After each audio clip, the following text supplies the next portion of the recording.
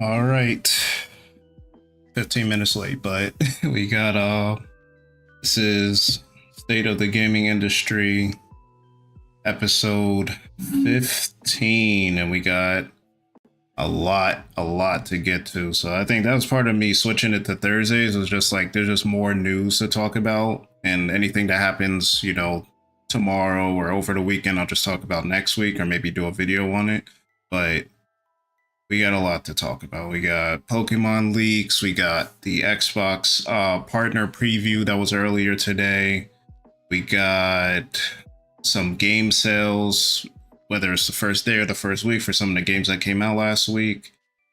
We got a lot to get to. So let's start off with this section. Will actually be short. The whole, when am I playing recent pickups? I haven't played a single thing I haven't played a minute of anything this week. I just been work and stuff around the house and stuff like that. I just haven't had the time. Even after this, like I'm like, okay, do I want to sit down and play Metaphors? Like it just like by the time I get over here, like, I'd be too tired to play something like that with like heavy dialogue and paying attention, especially for like boss fights and stuff like that. I just don't have it. So we could get right into the weekly game releases. So this week, today is the 17th. So this week is a lot slower than last week by a lot.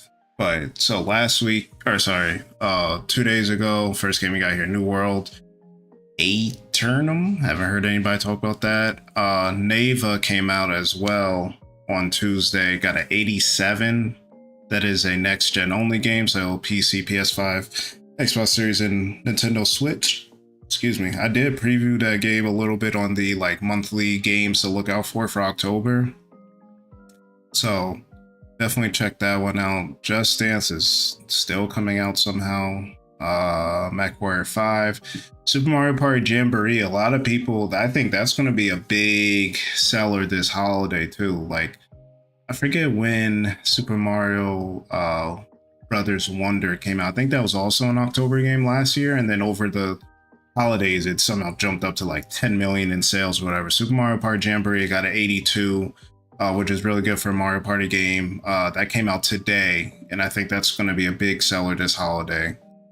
Then ain't nothing really else of mention. Tomorrow, TMNT Mutants Unleashed, which I believe is it is an iOS game right now, but I believe it's so it's coming over to PC, PS5, PS4, Xbox One, Series, and Switch. And that's pretty much it. So kind of a quiet week compared to last week. So we could just jump over to some of the stories. So we'll start off with the October Game Pass releases. So we got a good amount of Game Pass games coming soon. So over here, we got this on Xbox Wire. So this is a game I actually want to play because people have been talking about it for the longest. So South Park had a couple of RPGs last generation on, I forget what the first one was called. I think it was the Stick of Truth. And then this one, they have the Fractured But Whole. Yeah. Anyway, so it'll be cloud, console, and PC October 16th. So this actually came out yesterday. And it's on Ultimate and Game Pass Standard, and of course PC Game Pass, which is basically Game Pass Ultimate for PC. So everything but core, you get to play this. So I'm gonna definitely download this game. I heard it's really good, so I definitely want to check it out. Donut County, never heard of it. MechWarrior 5, we just saw that on the releasing. Black Ops 6 is the big one, so that's going to come out next Friday. I have a video coming out on Monday that talks about kind of what that game release is going to mean for Xbox and Game Pass subscriptions and everything. It's gonna be a big deal, right? So definitely check out that video. But that game will be coming out next Friday. We know it's Call of Duty. It's gonna go crazy. Speaking of Call of Duty, so Modern Warfare 3, the cloud version, will be coming out next Friday. I'm interested to see how that works. I right now don't have the internet to do cloud. Like I tried it on my Xbox like I forget what game it was. It was something I didn't. I think it was Neon White or something. I didn't feel like downloading it, so I was like, okay, let me just try to cloud. It's in Game Pass, and it just like it was very like the latency was really bad. But I blame that on my internet connection. So I'll be interested to see how people play Modern Warfare 3 over the cloud. So that's actually dropping the same day. Oh, and Warzone. Okay, so Warzone. So pretty much everything that's in the Call of Duty like app, like the starter app, when you open it, is going to be on cloud next Friday. So Black Ops 6 launching, Modern Warfare 3, the game from last year, launching, and then Warzone as well. And we'll get into that too later, where we're going to talk about like how the cloud is evolving and what they're adding in there. Ashen, never heard of it. Dead Island 2 for PC. Now, I don't know why this game is not crossplay, because I want to play it. My friend has it on PlayStation, but I haven't been able to play with anybody. So it's coming over to Ultimate and PC Game Pass. So Dead Island 2 sold like, I think, 1 million or 2 in this first month or so. And this game was like delayed since like 2018, but it was pretty cool when I was playing it. Regular, zombie beat 'em up. Not beat 'em up, but like fight hordes of zombies with weapons around and everything like that. StarCraft Remastered, that's coming out for PC, of course, November 5th. StarCraft 2 as well. But then you got some DLC and some perks, nothing really, and the stuff leaving. So not too bad as far as Game Pass goes to finish out the month. But let's go on over to, I want to talk about some like recent game sales. So, and I have a short rant, not that big of a rant. So actually, let me refresh this. So we talked about it like last week. There was a lot of great games that came out last week and a lot of good sales. So first one, Sparking Zero, 3 million copies in the first day. So 24 hours, sold 3 million. And we pretty much saw this coming, right? Like, people have been waiting for a new Budokai Tenkaichi game. This is pretty much the, direct sequel for that. It's pretty much, the fourth entry in the series.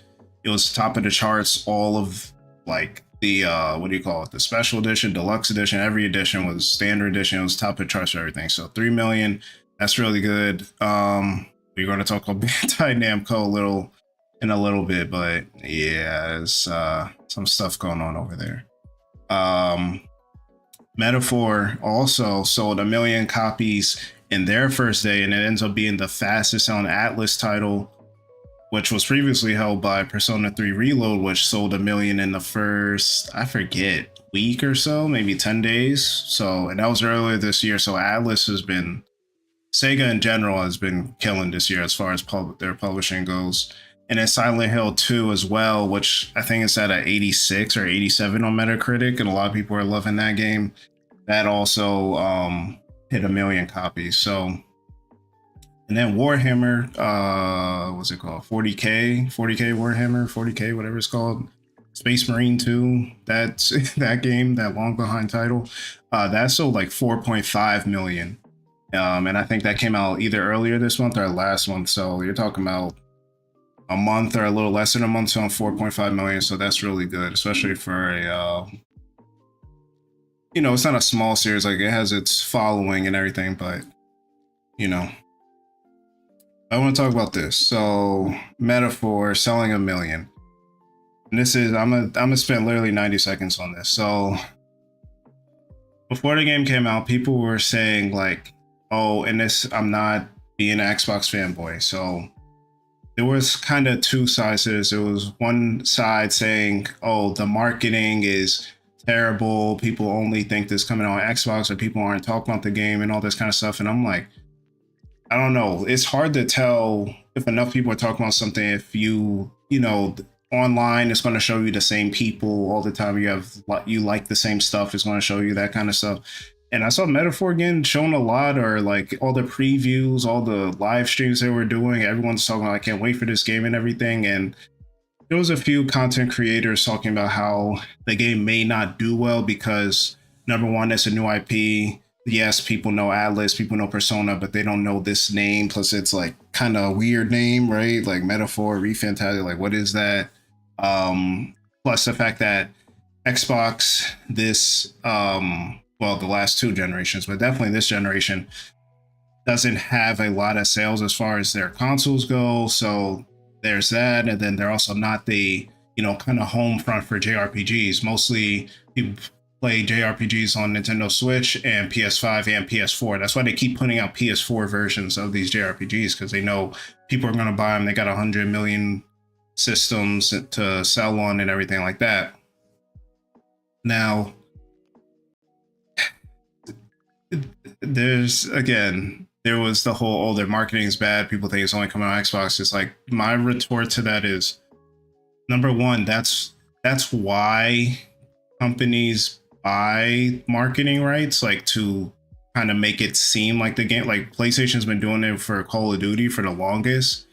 And over time you just like build that brand, well, like alignment with the system. But even outside of that, I feel like if people wanted to buy the game, they're going to buy it either way. If people are interested in Metaphor, ReFantasio, they're going to buy it. If people love Atlas, they're going to buy it. If people like JRPGs, they're going to buy it. They're not going to see an Xbox commercial and then be like, oh, it's only on Xbox. And now with social media, we've seen Xbox and PlayStation, like they'll do it directly after a direct or a showcase. They'll be like, oh, these games are coming out on Xbox, or these games are coming out on PlayStation. And it's literally the same games, not all of them, but like a lot of the third-party games that their competition just showed in a showcase to kind of show like, yeah, it's a little shady, but they're also like breaking into the, not making you think, oh, this game is exclusive, right?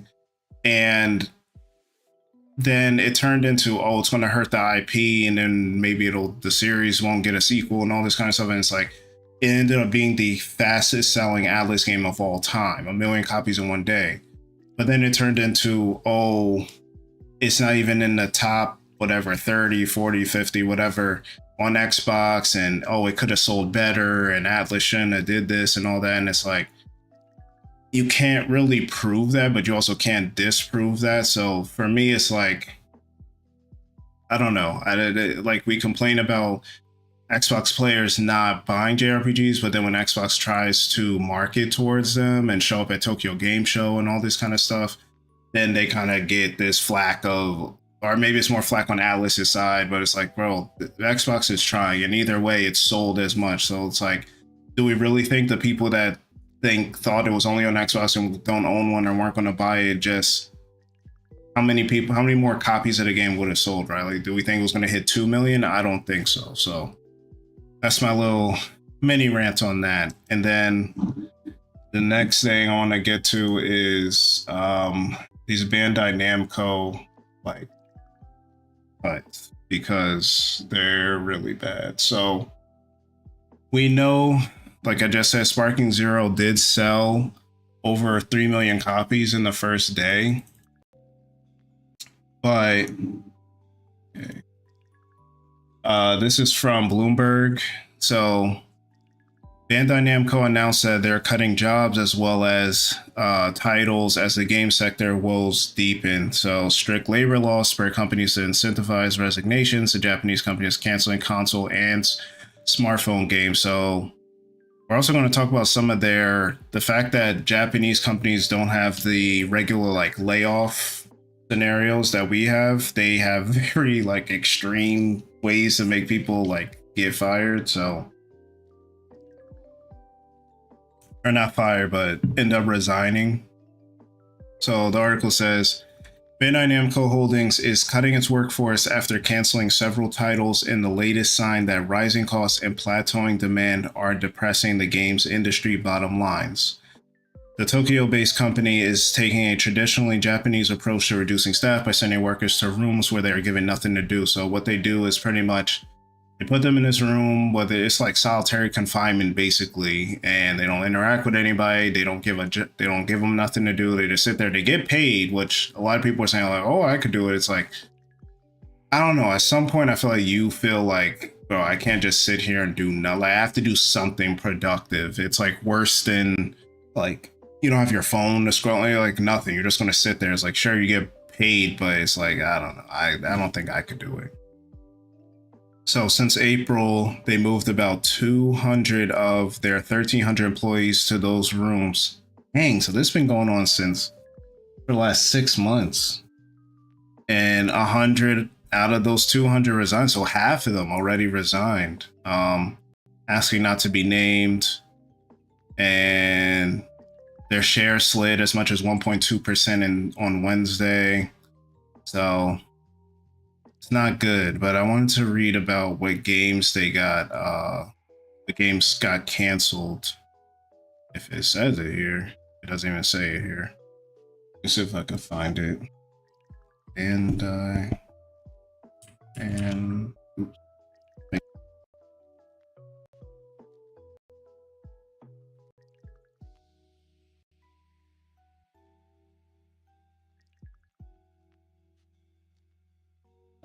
All right, this is from VGC, so let's see if it names the games.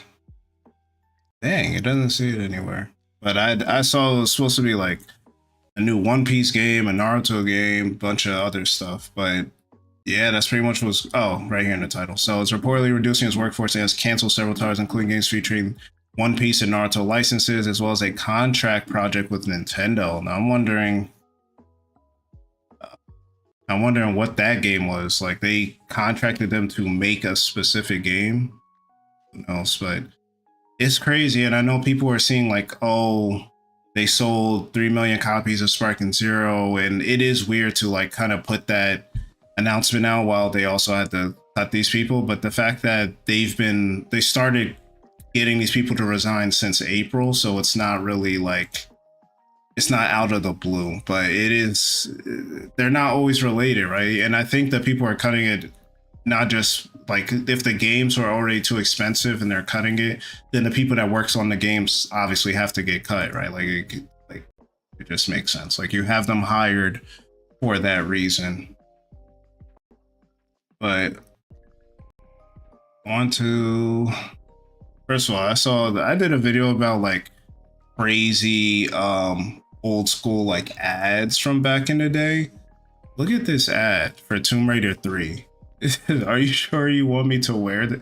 Like, bro, this is before, I'm not even trying to sound misogynistic. When gaming was for men, this is what the advertisement was like. Like, this looks crazy nowadays, but this isn't even that old. It's probably from 2000, what?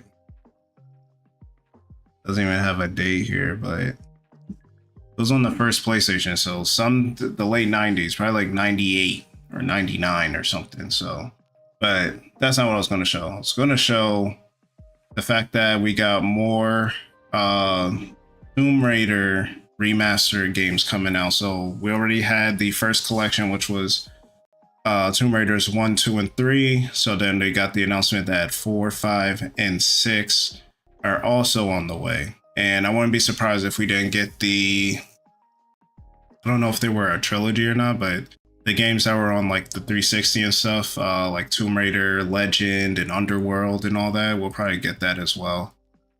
And I don't know how well the first one sold, but I mean, people like Tomb Raider, so the 3 games are on Game Pass too. The reboot, the Tomb Raider, Rise of the Tomb Raider, and Shadow of the Tomb Raider. So I recommend those. I beat all 3 of them. Pretty good games. Speaking of remasters, we got, I haven't seen anyone actually corroborate this story at all, but apparently we are getting, this guy's a leaker, I think. Lunatic. Yeah, he's a leaker. So he said, and we've heard kind of rumors around it. He says, yes, the rumors are true. God of War, the Greek Saga Remastered, that's not the actual title of it, is in the works at Santa Monica Studios and Nixis Software. The development is finished and they're just waiting for an announcement releasing in 2025 with an announcement this December through March, or between this December and March. And I mean, I'm kind of excited. Not even kind of. I'm really excited for this, depending on how it's done. Now, I recently almost could have had a PS2, but I decided against it because I was just thinking about like, okay, what games could I get for it? And I want to play the original God of War trilogy, but it's just this when you talk about games that need a remaster, this is what you need, not Horizon, not Last of Us and all that. This what you need, and I think this is the perfect timing for this, considering the if you played Valhalla, it has a real like it's a bridge between the Greek trilogy and the Norse mythology trilogy. So that would be good to if they actually do come out with that. And on top of that, speaking of God of War, we got the announcement that this is from Deadline.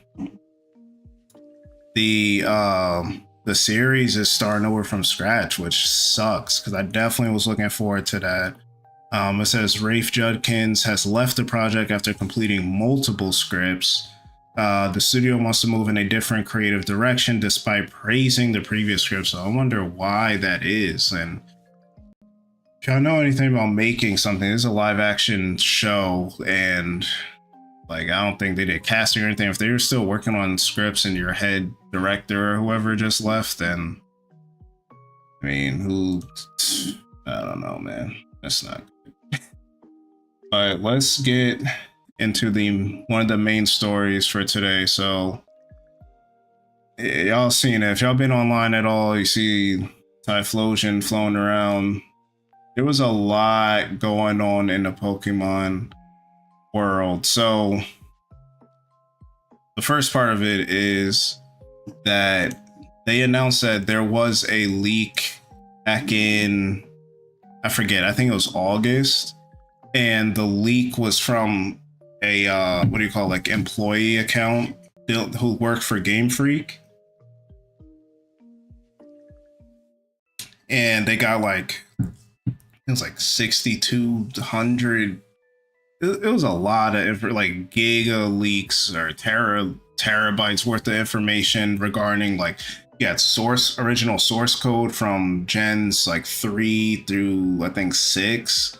You got information on future games. You had concept art for old Pokemon. You had the files to be able to print out the Pokemon game boxes and stuff like that, which is going to be scary as far as like counterfeiting and all that stuff goes. But yeah, man, there was a lot. So I did a video on this, of course, kind of going through all this information, but we could go through it again since it just happened over the weekend. I only talked about the video games in that video, but we could talk about, the TV and movies and stuff like that real quick. So as far as the video games go, so Pokemon Legends ZA, which is the next big release, apparently was originally supposed to release in 2024, which I said makes sense considering the Switch 2 was supposed to launch in 2024, but once that got internally,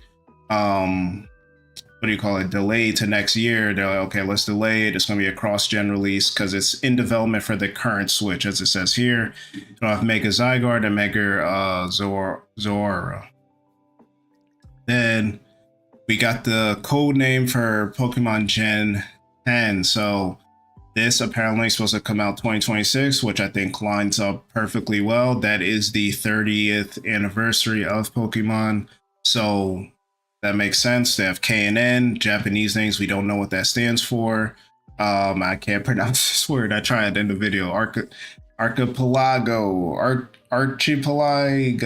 somewhere in Greece is supposed to be like some island place, but it's in development for Switch 2, but a version for Switch 1 is also being tested. Now, considering how bad Gen 9 was, I don't know if they need to just scrap that Switch 1 version, but it's hard to say that considering how many Switches are going to be sold by then. They're like Switch, last numbers we got was, I think it was at 140 million sold, and by 2026, that's 2 more years from now, that's 2 more holiday seasons, or going into another holiday season, they're going to be at like 160 by then, so that makes sense. And then there was supposed to be there's a third game, Pokemon Synapse, which is going to be a multiplayer game that is a Splatoon-like. I don't know what you possibly could be doing as far as Pokemon goes, and Splatoon's like paint and stuff, so And then there was some information on TV and movies. If y'all don't want to know about that, just like pause it and fast forward when I talk through it. But there's movie 24. It's been in development hell since 2021. Supposed to be a fresh start for the movie universe with new protagonists set in Kanto. Oh, okay. Only the original 150. I would watch this. I ain't gonna lie. And Mew will be the main Pokemon. So this is kind of like a reboot of the movie series. You got a new TV anime. You got 12 episodes in development since 2022. No one knows what that is. A new Detective Pikachu sequel, which I'm surprised they haven't had more of these, because they had the second game that came out, I think, last year. It's been in development since 2021. I think the first movie came out in 2019 or 2018. Still says current stat. All these, it says current status is unclear. And then you got a Netflix, not a live action Pokemon. I mean, Detective Pikachu was all right, so maybe the detective, I don't know, maybe the live action won't be that. I won't pass judgment on it. Because like the Avatar show I thought was pretty good. Yu Yu Hakusho I thought was pretty good. Pokemon, the only reason I don't know how the live action is going to be is because the Pokemon themselves might look a little goofy. Up to 5 seasons being considered. So that was the content stuff. I mean, there was some weird story lore behind Typhlosion having kids with a human and all this other stuff. Their description. I also didn't think the descriptions they were having for like when they wanted to redesign, what's her name, Skylar or whatever, it's like if someone drew something and you wanted it to look a certain way and you sent it back, like you want to be as descriptive as possible, right? You want to say, okay, she want to be 18 looking, young, but not super young, but not old either. Give her bigger chest, whatever they said. It's like, it is what it is. Okay, now speaking of games and projects that are in development hell, apparently we have a quick soundbite talking about Everwild. So this is just a 9-second clip. This is from the Xbox 2 podcast. So let me pause this music real quick.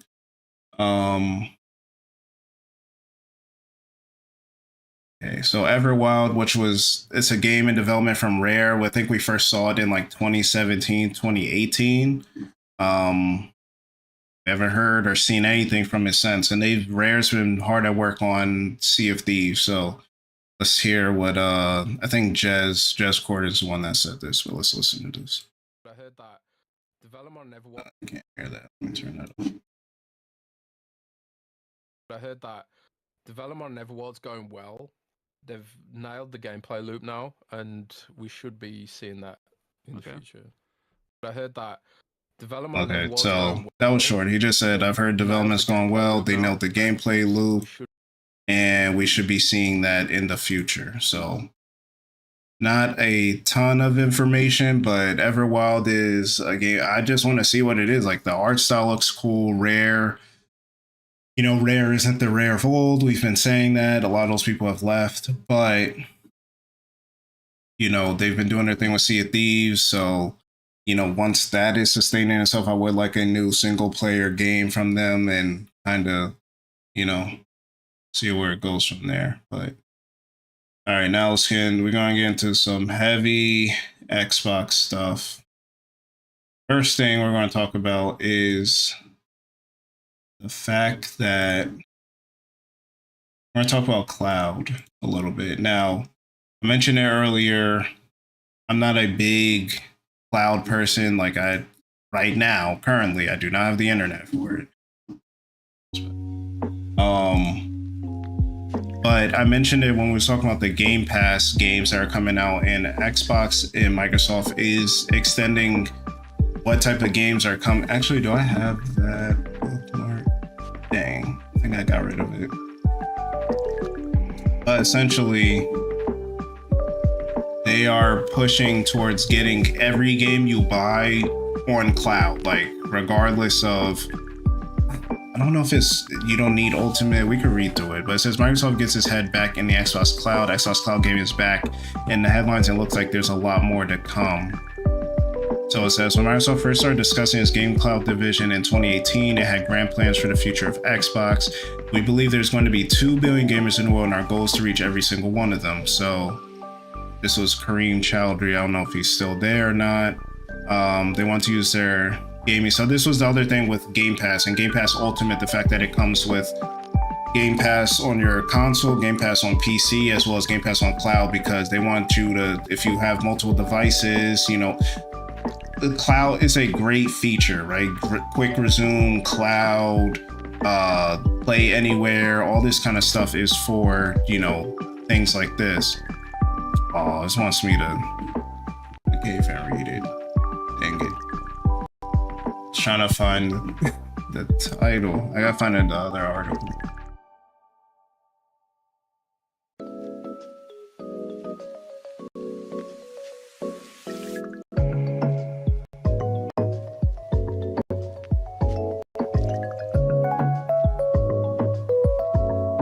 Alright, so this is Reset Era. Okay, I think this was this is this is the same article. Dang, I can't find it. There was an article where I should have read through that. There was an article about, this is it. I'm sorry, I can't find it.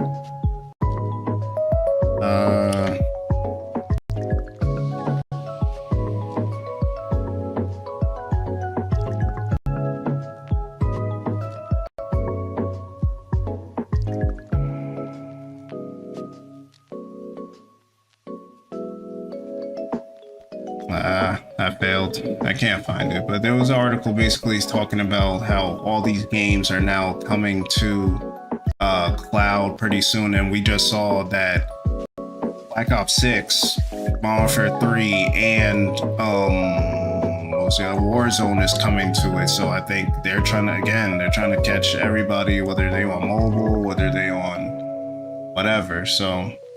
But we can also talk about their new consoles they got coming out. So actually they're out now. They announced these before, but these dropped, I think, officially on the 12th. So you got the Xbox Series S 1 terabyte instead of the original 500 gigs for $350. So it's white. Oh, well, it was always white, but they have a black one as well somewhere. I forget. Oh, here it is. So they have the 1 terabyte in black. They only have it refurbished. This is the official Xbox site, so that means that maybe they didn't make a lot of those. But either way, so you got the new 1 terabyte one in white. Then you have the all digital one in white, which is also 1 terabyte. That's for $450. So they did cut the price by $50 compared to a regular Series X, which is $500. There was also smart putting that, so they're advertising that all access right here. So for people that don't want to pay, you know, $500, you could pay the $37. I think it comes with a year of Game Pass as well, if I'm not mistaken. And then the new 2 terabyte Galaxy Black Special Edition. This one is $600, which, I mean, for an extra terabyte, I think it makes sense. Like, that's what you're gonna pay. Now, most people probably are just like deleting games or moving them around, but like if you're playing Game Pass, like you just need more memory, right? Like I have the 1 terabyte, then I have the 1 terabyte of the internal storage, like expansion pack. And then I also have a 2 terabyte like hard drive that you just plug in with the USB. Like it's like I have a lot of games from Xbox just from back in the 360 days, and like this is all digital too. Like this isn't, and games I installed with the disc. Like this isn't including like all the 360 games I used to own. So you definitely need a lot of memory. And I guess the people are saying like, okay, up front, I'm not trying to spend $600. Like I'll buy the 500, and then if I need more, I'll go buy it. I think it's cheaper when it comes down to it, but you know, everyone's not trying to spend all that money up front, like I said, but it is what it is. I personally, if you're gonna buy one, I don't know. I think that 1 TB Series S is really good though. If you're just trying to, Game Pass and just play some Xbox games, but not like fully, I don't say fully commit, but like it gets all the same games. If you don't care about not having a disk drive, I would get that 350, 1 TB. That's not bad at all.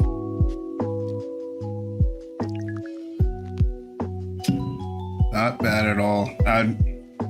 I would not get the all digital for $450. It's like you might as well just pay the extra $50 and get the disk drive.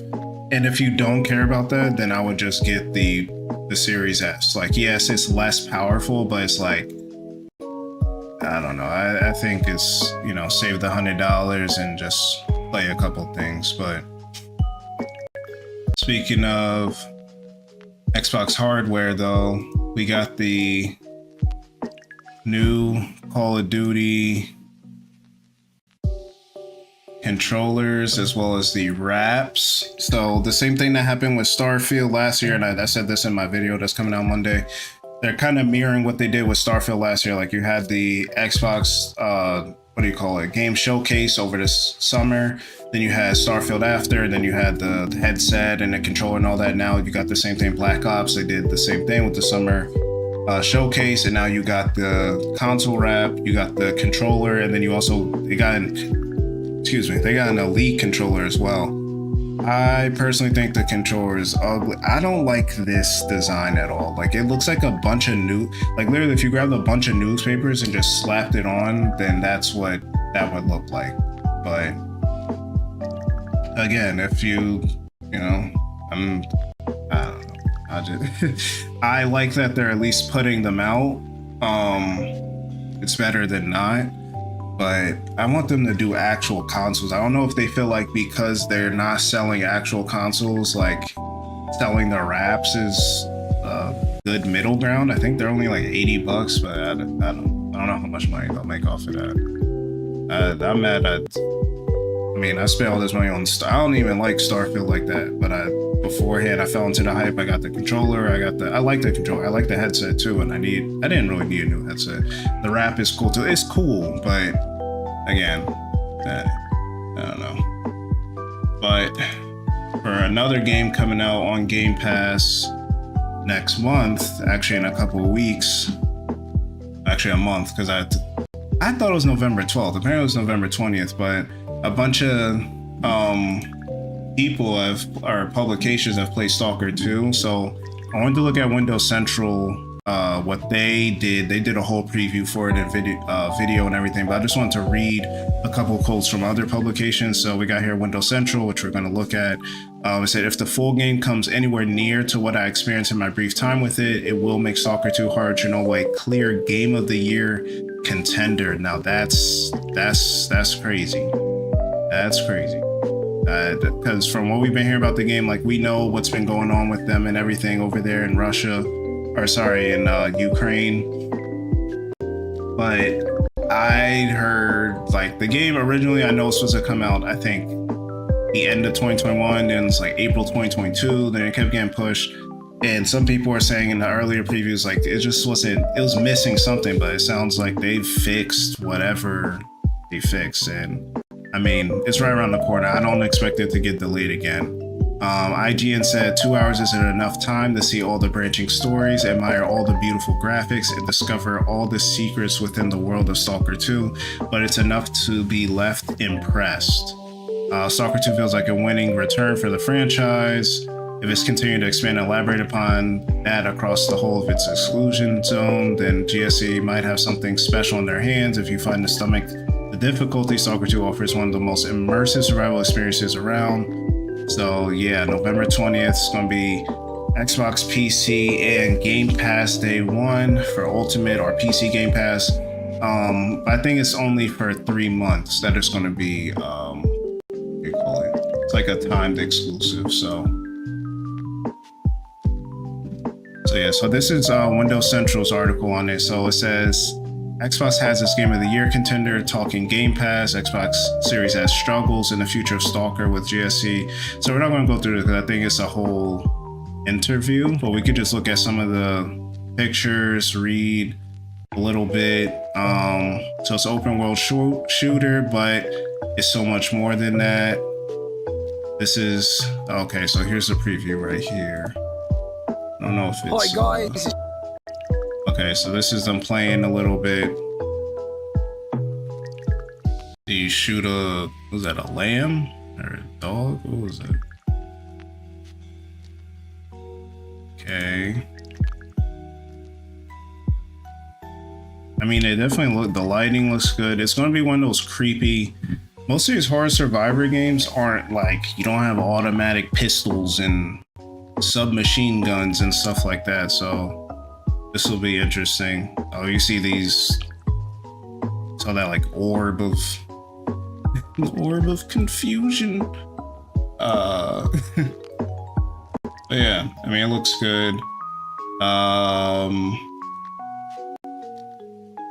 Yeah. So if you watch like Chernobyl or anything like that, you'll see that you know, it takes place with that. I haven't played any of the Stalker game. I believe a bunch of them came to Game Pass. So it says they're typified by their hardcore FPS realism and immersive systems, which intersect with story-heavy RPG mechanics you might sooner expect of a Bethesda role-playing game than a tactical shooter. So that's interesting. Bullet wounds will make you bleed, hunger will drain your stamina, and death lurks around every corner. So it's going to be a lot more than, you know, just running and gunning. It's going to be, you know, it's immersive. It's a survival game. Okay, so now this is talking about like the difficulty and everything. So it says it's a hardcore FPS, but I wasn't exactly prepared for the true essence of what that means. So I think this was, they might have died a few times. Stalker 2 begins with our player character and comrade sneaking into the zone. As Stalker, the 30-kilometer exclusion zone around Chernobyl plants remains has become a militarily protected region with checkpoints, helicopters preventing any access into. However, mercenaries, also known as stalkers, sneak their way into the zone for a variety of reasons. Sort of black market has emerged for energies and artifacts around there. So that's like every post-apocalyptic game, right? Like there's areas people aren't supposed to go. There's these, let's just say, like mercenaries or bandits and stuff like that. I wonder if the current gen landscape of open world shooters has influenced their design process. This is more like interviewee type stuff. So at release, they'll have 3 difficulties. So at normal difficulty, the game's already turned to be really difficult. And have an even higher difficulty mode that doesn't just make the gameplay more difficult. It also strips back the HUD and UI. The stuff like that to me is like, I don't know, that's kind of like in Halo, how you could put on certain skulls so that you lost the HUD, or you couldn't see what you were shooting, or you had to melee to get your health back, stuff like that. But just taking off, because I don't know, that's kind of corny to me. Stalkers NPCs were legendary in their era too, given the blighted land, that cutting sense of strange optimism. The entire black market economy has grown. So yeah. GSC notes that 2 expansions are already planned. Wow. With some of the team already working on the first as the development of the base game wraps up. GSC is also planning a variety of free post-launch updates and patches too, with plans for story expansions requires new features planned for the base game. Now, I wonder if, I doubt it, I wonder if Game Pass will, or Microsoft will work out something where you could get those on Game Pass. The only time I've seen it is for the, episode Aegis in the Persona 3 Reload. I haven't really seen anybody else do that. So, oh, I completely skipped over that Tekken 8 news. My bad. So this was a message from, I don't know how I skipped that. It was right when we were talking about Bandai Namco, but so I mentioned it in my last live stream, so check that out if you haven't already, but it was basically people complaining about the DLC for Tekken 8, and there was some controversy. They started review bombing the game. Now, luckily, I think it's Steam. They have the ability to see, like, if a game gets a lot of negative reviews, randomly in a certain time period, like obviously outside of the review window, then they kind of erase all that because they know it's like not fair to the game, which I think is a great feature. But this was an update they sent out, but they were talking about the how stages cost. It was like $5, but they cost like the company like 350 grand or something crazy. So they said, we apologize for not meeting the community's expectations for the playable character year 1 pass content and the Gemaji Temple DLC release method. After thoroughly discussing the feedback, the Tekken project team has decided on the following measures. So there's 2 here. So 1, playable character year 1 pass edition. So pass owners will have access to the Winter Battle Stage DLC without needing to purchase it separately. To me, honestly, if you buy a pass, you should get stages. Like, that's the same thing with Smash Brothers when those were coming out, right? Like, you would get 1 character and like 3 stages, or 3 characters and 1 new stage or something like that. So you get 1 battles pass scheduled for winter release, and the DLC, Heihachi, Eddie. Paying for Heihachi is kind of crazy, I ain't gonna lie. And then the second thing is Tekken Coins gift. So in response to feedback, which we sincerely acknowledge, we will offer 500 Tekken coins to everyone who logs into Tekken 8 online during the following period, so October 29th to November 26th. So, I mean, I guess they heard it, but that doesn't mean you can just... It doesn't mean it's free. You still gotta buy that whole pass, which I think this is a fair middle ground, right? And I think they should have did this from the beginning. If they did, I feel like there would have been way less backlash, but... Yeah, I think if you buy a battle pass, like, why am I paying $5 separately if I just bought all these characters to get 1 stage? I don't care how much the stage costs to make. Now, people thinking they're supposed to just get stuff for free, I don't agree with that, but yeah.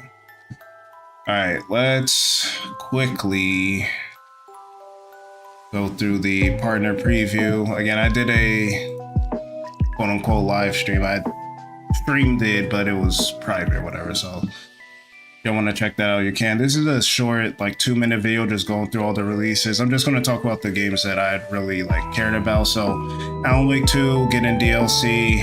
I still need to play Alan Wake 2. I played all the other Remedy games outside of Max Payne, but like Control, all the current, you know, recent games. Alan Wake 1 Remastered, I played it earlier this year. Control, I beat it last year. Quantum Break, beat it last year. So I just need to get Alan Wake 2 to get fully caught up. You got Subnautica 2. That's coming to Game Pass as well.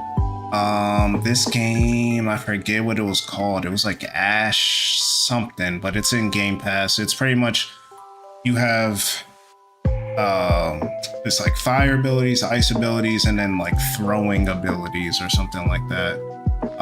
You got Wu Chang. So this game is going to be, I don't want to call it like Wukong, but it's kind of like Wukong, but it's more, it seems like you have more, it's more like DMC flavored as far as all the different abilities and stuff you have. So this is coming out next year, and it's, I think, springtime, and it's going to be day 1 in Game Pass. So I'm definitely going to check this one out. This game looks dope too. So this is, let me go back. So this is, what's it called? So this is from Bloober Team, and it's called, I completely forgot already. Maybe they'll show the names at the end, but this is a like survival horror, kind of like Dead Spacey looking game. This game is from Remedy. This is the, it's called like PSC or something like that. It's going to be a 3-player co-op like shooter online game, and it's gonna be day 1 in Game Pass, which is interesting. You got this game from the people that obviously made Fairy Tail, a few other stuff that wasn't. This game, I think it's called like Mistfall. It looks like it can be good, but I'm not sure. Like, it kind of gives like God of War vibes, but Elden Ring a little bit as well. This is, dang, I should have to list all the game names up. Let me actually do that, because I don't like just not knowing what I'm talking about.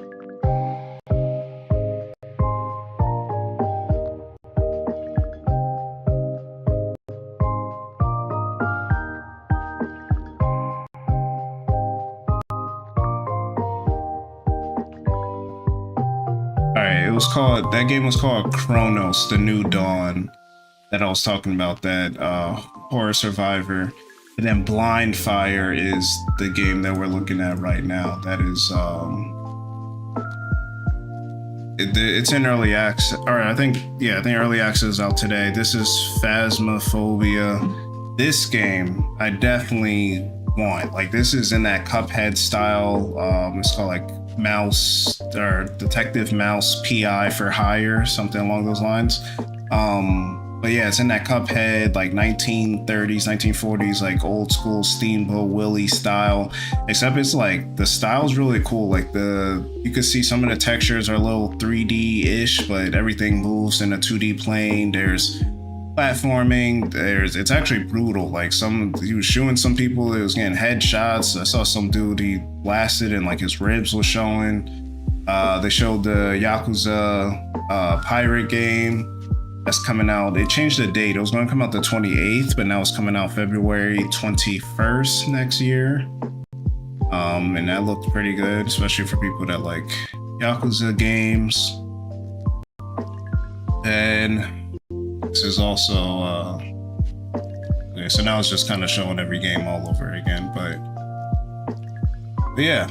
Oh, here we go. So here's the full list, everything. So there's Alan Wake 2, The Lake House, which is the DLC. Chronos, The New Dawn, looks good. Blind Fire looks okay. It's kind of like you're shooting in the dark, but you can like sense people, and there's like different lights and stuff like that. I don't know. It's one of them online shooter games. You got Like a Dragon, Pirate, like I mentioned, Pirate Yakuza in Hawaii, Mouse, PI for Hire, Subnautica 2, Animal Wells coming to Xbox, Eden Zero's that fairy tale looking game. It literally looks like like this is Natsu, this is what's her name, Ezra, this is Lucy, this is Happy. Like this literally the game. Eternal Strands, that's the name of that game I was talking about, with the ice and the wind and ice, fire, and like throwing stuff. Mistfall Hunter looks interesting. Wheel World, not for me. Phasmophobia, The Legend of Babu, Wu Chang, which I mentioned in FBC, Fire Break. So out of all these, like I said, I gotta play Alan Wake 2 first, but the DLC would be on my brain if I played it. Chronos looks really good. Mouse, PI for Hire is like high on my list. That's probably like number 3 as far as these go. Eternal Strands look like it'll be cool. It's going to be in Game Pass, so maybe I'll try it unless the reviews are bad. Mistfall Hunter looks interesting. I gotta see more gameplay on that. Wu Chang, of course, like I mentioned. It would remind me, I need to go back to Wolong. After I did Elden Ring, and I'm still need to finish, what's his name? Wukong. Wu Chang is looking like something. And an FBC Fire Break. I like the Remedy game, so a multiplayer game, 3-person co-op could be cool, so probably check that out. Alright, now another game for that's coming out on Game Pass is this game that I always forget the actual name of it, but it's called Clair Obscur Expedition 33. So we got the voice cast announcement. So you got Andy Serkis, who's going to play Renor. You got Ben Starr from Final Fantasy 16, who played Clive. He's going to play Verso. You got Charlie Cox from Daredevil. He's going to play Gustav. You got Jennifer English. I'm not sure what she's from. She's going to play Male. You got Christy Ryder. She's going to play Loon. And then Shayla Nix. She's going to play CL. So this game looks great, man. It's like a Western JRPG. Like, we don't see a lot of Western RPGs have this style with the, you have your party members. I just enlarge this real quick. Like the party members, the turn-based combat. You look at the different skills, the time-based combat as well. You see, you could parry, you could block full attacks, you could do a counter. Like the art style, the menu style, definitely that Persona influence. Like, this game looks like, I'll be really, really disappointed if this game isn't really good. I don't need it to be really good. I need it to be good.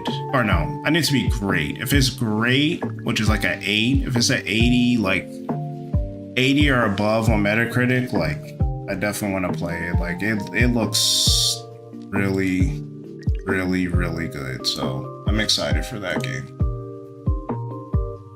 And then last up for new games, we're going to talk about 007. So it's coming from IO Interactive, who made the Hitman series. So having a 007 game just kind of fits right up their alley. So it's called Project 007. It says it is a young Bond for gamers and hopefully the start of a new trilogy. The IO Interactive boss says. So it says, IO Interactive boss, let me just zoom in real quick. Hakan Abrak has shared some fresh details about Project 007, the shadow and new project from the developers of Hitman that will feature a James Bond origin story, which I don't know if we've ever gotten that. I don't know the last time we had a good James Bond game. So obviously I know GoldenEye, I know there's some Xbox games and PS2 games, but definitely looking forward to this. Says that production is going amazingly well and that the studio will have more details to share soon. So that's this might be a Game Awards reveal, I ain't gonna lie. Speaking with IGN in a wide-ranging interview as part of today's Mind Eye publishing deal, Abrak said that Project 007 is being fully developed, published, and funded by IO Interactive, and that there's a lot of cool stuff coming up. Says we absolutely feel like 20 plus years of training for the agent fantasies, meaning like Hitman that's been out for 20 years, so they definitely have some, their chops up for this type of game. Creating an agent that travels the world and globetrotting and whatnot has given us some know-how on that, but obviously James Bond is a different IP. It's a huge IP. It's not our IP. It's actually the first IP that's not our original. How many times do you want to say IP? From the ground up. But what's exciting about the project is that we actually got to do an original story, so it's not a gamification of a movie. That's true too. I think every James Bond game had a tie-in movie. GoldenEye, was it Die Another Day? All that was, all those were tied to a movie. It's completely beginning and becoming a story, hopefully, for a big trilogy out there in the future. So they definitely want to make multiple.